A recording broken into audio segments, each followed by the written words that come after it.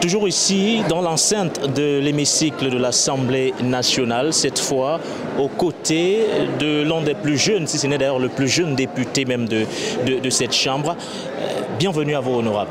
Merci beaucoup, bienvenue dans la maison du peuple. Alors, nous avons suivi le discours du président Faustin-Archange Touadéra bien avant lui. On a suivi les discours également de toutes les autres factions politiques. Quelle est la signification politique derrière justement la remise de ce texte au directeur national de campagne?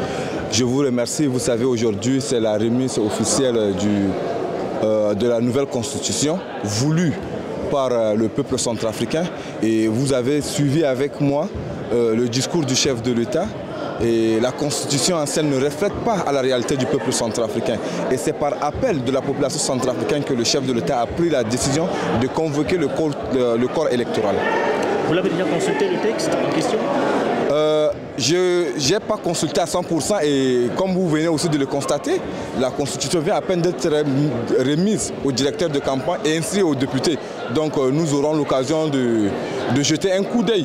Mais sinon pas, on a déjà quelques idées sur cette nouvelle constitution. Quand vous parlez des idées, on a suivi le président dire qu'il fallait une constitution qui reflète les réalités du pays, une constitution qui va accélérer le développement. Est-ce que vous pouvez avoir quand même quelques...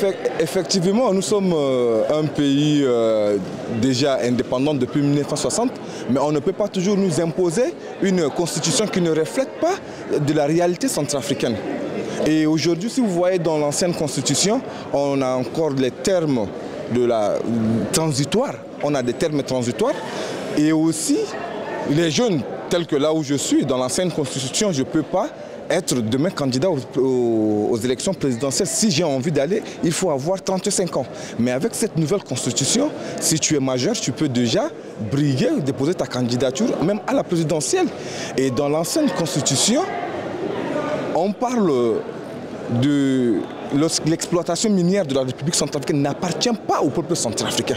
Et nous sommes une nation et tout ce qui est sous-sol doit appartenir maintenant à la jeunesse centrafricaine. Parce que la Centrafrique appartient d'abord à la jeunesse.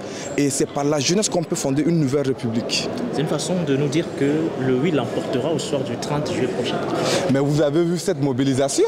On n'a pas besoin encore de vous le dire, mais vous avez vu la mobilisation, la salle était tellement pleine et la jeunesse est aussi très mobilisée. Et je crois que c'est la démocratie, mais je ne suis pas pressé, mais le oui emportera à 98%. Merci à vous. Merci. Voilà, nous étions bien sûr aux côtés de l'honorable Algoné Ibrahim, député du 3e. Il est revenu entre autres bien sûr sur les irrégularités de la Constitution du 30 mars 2016. Vous l'avez entre autres suivi, cette Constitution avec notamment ces nombreuses irrégularités relatives notamment à l'exploitation du sous-sol, l'exploitation des ressources minières du Centrafrique qui jusqu'à présent ne profitent pas toujours au peuple centrafricain. Bref, il a été clair et bien précis, il s'est aligné sur la direction, entre autres, donnée il y a quelques minutes par le professeur Faustin-Archange Touadéra.